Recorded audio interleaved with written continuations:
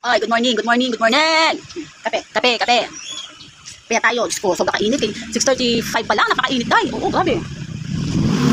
Pero mga tulog pa ang aking mga kabahay ko. Ay, mga tulog-tulog pa. Diba, mga tulog-tulog pa yan. Das, init na init naman, napakainit. Gusto nila may tanggol na ba yun? Tanggol. May chismis na ako. Sige na, mag-chismis na tayo kay init na ngayon. Oo. Katrabaho ko siya dahil. Ay, naku, nakakaloka ako na sobrang gwapo. Gwapo ng, bata-bata pa yun sa akin. Kaya ang tawag ko dito, ay, bata-uta. Okay, bata pa siya. Siyempre, una, hindi kami malapit nun sa company. Tapos, ano lang siya, hindi siya masyado machika. So, yung mga dumating na mga buwan, mas nakakasama namin siya sa isang line ng trabaho.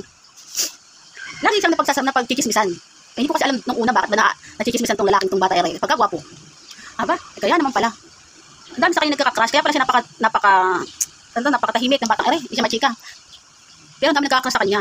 Kaso, madami sa kanya parang naiinis sa kanya mga lalaki, mga bata-bata din. Mga bata doon, lalaki doon sa trabaho namin. Siguro, kaya hindi siya machika ng mga babae. Kaya ang mas nachika itong batang ere. Kaya yung pala, yung kami naging kachika-chismis doon sa company namin. Marami nakapag-chismis. Kaya dami chismis sa mga company, di ba? Yun, doon ko nalaman na ito palang batang ere. Napakalaki ng putok. Laki ng putok. Oo, ay Diyos me. Sayang naman. Ano na nga yung kilikili dalawahan, pati ba naman paa? Malabaho. Oo, Diyos me. Hindi ba sila makasabi sa batang ito kahit nakakachismis-chismis sila? Hindi nila masabi. Kaya sayang din naman nakagwapuhan ng batang ere. Oo. So, yung after uli ng another taon, naglipat-lipatan na uli yung mga kumbaga grupo-grupo, iba-iba. Buti na lang, time na yun, naka-line ko na yung batang ere. Naka-ano ko na siya kasi nga, sa line namin siya naka-assign. Ano yung iba, mga pala absent, o okay, hanap na kami ibang kasama sa company, sa ka-work. Yun. Yung wala kaming magawa nung dati kaya wala masyadong trabaho, kaya chika-chikahan kami doon. So, kachika ko noon yung isang tropa niya. Tsaka itong bata na to. Kasi itong magtropa na ito, yung isa, hindi makapagsalita kahit sabihin na mabaho yung tropa niya, hindi niya masabi-sabi. Yung tropa niya, nakakachika sa akin. Pero yung kaibigan niya, hindi niya masabi na, hoy pare, mabaho ka, mag-alala, hindi siya nag-ano. So, ngayon, nakachika ko sila dahil lumapit sa akin. Kinausap ko yung bata, kasi gwapo na sana ang batang ere. Sabi ko, hoy, napaka-cute naman ng batang ere, oo. Dito tuwa naman siya, hindi niya alam na siya ay nasasabihan ng mga babae doon na cute siya. Cute naman talaga. Sinabihan ko siya na, ano B, sabi ko B, sayang ang iyong katawan o mukha para sa paningin ng mga dalaga dito. Kaya dapat ayusin mo ang sarili mo. Sabi niya, ate, ano bang ate, ano bang problema ko? Kasi hindi ko alam kung ano problema ko, di ba? At sinabi niya na hindi niya alam kung ano yung nangyayari sa katawan niya. Di ako yung nagkwento kasi para malaman niya talaga ito. Sabi ko, ikaw, sayang yung oo, naliligo ka palagi kasi pag napasok ka basa lagi ang mga, hindi ko alam sa'yo kung ulo lang ang basa sa iyo. Kaya ang iyong kilikili, lagi mong alagaan ang katawan mo, ang paa mo. Sabi niyo, nagtanong siya, ate, hindi ko alam yun. Ba't di mo alam sarili mo, hindi mo alam na ang gayang ano mo? Ay, marami sana nakakagulo sa'yo mga babae, kaso hindi ka makasama kasi nga ikaw ay ano mo, utak, ang kilikili mo, ang lakas ng amoy. Hindi mo kailangan ng malaking sahod para makapaggawa ng mga katawan mo para maging okay. Hindi ka nakilig ng tawag ito, kahit tawas, pwede na yung tawas. Mura lang ang tawas, 10 piso pwede na. Kung mga maliliit na ang lagayan nun. Tapos sabi niya, bakit ganito, ganyan. Ay, kailangan mo mag-ano nito kasi ito ay isang asset nyo, dagdag asset sa katawan mo. Para marami mag-jowa.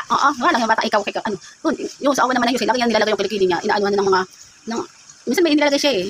Pero request ko sa kanya nung una kasi, ahas, yung sa kilikili, ngayon nakakaano na siya. Simula sa wakas, okay na kilikili niya. Nagpaano na siya, nalagay na siya ng mga toothbrush. O dati iwan na rin ang toothbrush. Sobrang napakagwapo ng bata. Pati pag-toothbrush, hindi nakapag-toothbrush. Diyos ko, nakaloka. Yung sa awan naman ng Diyos, okay talaga siya. Lalo siya naging karelasyon. Ewan ko ba naman niya sa batang yan. Tapos nakakabanding ko siya, makatagay-tagay kami. Napakabait naman. Lagi siya nag-open, mga nagiging problema niya babae, na gusto niya, ayaw niya na yung batang itong jowa niya, gato ganyan. Sabi ko, bata ka pa, marami ka pang may experience na iba, na maraming babae, kaya hindi mo kailangan problemahin. Enjoy lang, enjoy. Hindi mo kailangan magseryoso masyado, tapos iyak pa, tanga-tanga pa. Ang mahalaga, maganda na yung katawan niya, wala namang amoy sa kilikili, pati sa paa, sa katawan, isa yung pwede kang artista, sobrang kagwapuhan. Yun, wala lang, napachikahan ko na kasi sobrang init ngayon. Init kasi kaya yan, naalala ko yung mga nakasamahan namin sa company na sobrang daming may mga, sa mga kilikili, sobrahan naman kami.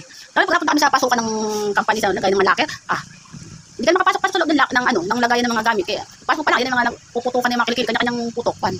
Kaloka naman yan, mura-mura naman panlagay sa kilikili. Hindi na kailangan problemahin yan. Pero sobrang mga tamad. Iba naman, nagagawa naman daw sila. Di ba naman naalis? Ewan ko, sakit ba yun? Kahit anong bihis mo sa katawan. Wala talaga nangyari, meron ko pa rin sa katawan, kilikili. Hirap naman kasi nung may putok ka. Kung sa lalaki, kahit babae, napakadami may putok. Kaloka. Kaya siguro ang dami nahihilo dun eh. Susugod din, hindi kasama mo sa trabaho, dahil katabing paputukan. Kaloka dahil. Kaya ingat-ingat na kayo, sobrang init ngayon. Kaya hindi ingatan nyo ang hindi lang ang sakit ng ulo dahil sa sobrang sakit ng ilong, nakakaamoy sa mga may arat-akit, tawag doon? May sa kilikili. Ganun. Yun lang. Ang init, sobra init. Bye.